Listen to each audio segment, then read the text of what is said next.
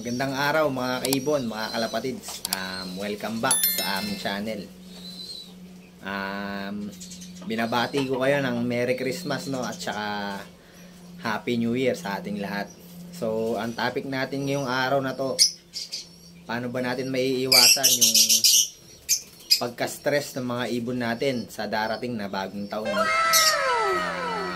Alam naman natin lahat na maingay yung pagsalubong ng bagong taon. So, paano natin yung maiiwasan yun? Bibigay ako ng tips after ng intro natin. Tara!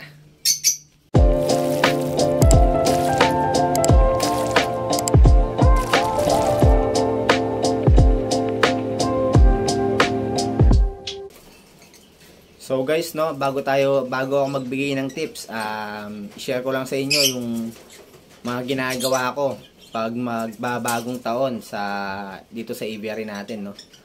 Ako kasi kapag magbabagong taon, alam kong magbabagong taon na, December pa lang pinagpapahinga ko na yung mga ibon ko.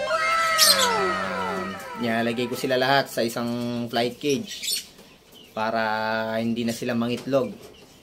Tapos yung may mga inakay, hinahandfeed ko yun. Ganun yung ginagawa ko tuwing December. Ngayon, biglang nagsiitlogan yung mga ibon natin. Kaya, yun, nanghingi rin ako ng tips sa mga kakilala ko, no? Yun, kay Sir Sean Villar, nanghingi ako ng tips kung paano gagawin ngayong bagong taon. Kasi, first time ko rin na magkakaroon ng mga breeder na may itlog sa bagong taon.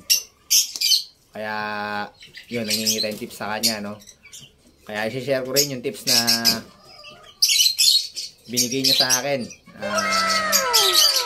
Kung meron daw kayong malaking kumot, ganyan, no, pwede nyo raw takpan yung mga cage ng mga alaga nating ibon para iwas sa stress, no? Hindi nila masyadong maramdaman yung lakas ng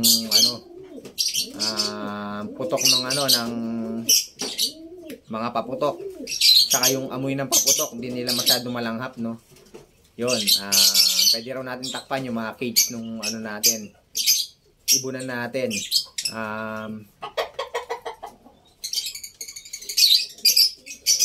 Takpan natin daw to pag malapit na yung putukan. For example, nagpakain tayo, no? Tapos kukunin na natin yung mga kainan nila sa hapon. Pwede na natin takpan yung cage nila para hindi na sila maistorbo dun sa sa cage nila. Ako naman guys, ito yung ipantatakip ko sa mga cage ng alaga nating African lovebirds, karton. Niready ko na yung karton, no, para bukas yung sukat ng cage nila, yun tatakpan ko para bukas naka-ready na. Tapos after natin silang pakainin, tatakpan na natin yung sa hapon tatakpan ko na yung mga cage nila kasi mag-uumpisa na yung paputok nun, no. Alam nyo naman yung mga tao, maaga pa lang nagpapaputok na. Kaya yun, maaga ko lalagyan ng karton yung mga cage nila. Yung mga nagpapaputok kasi hindi natin maiiwasan yan, lalo na sa bagong taon na talagang hindi natin maiiwasan yan. Kaya yun, tayo yung mag-a-adjust, no, sa darating na bagong taon.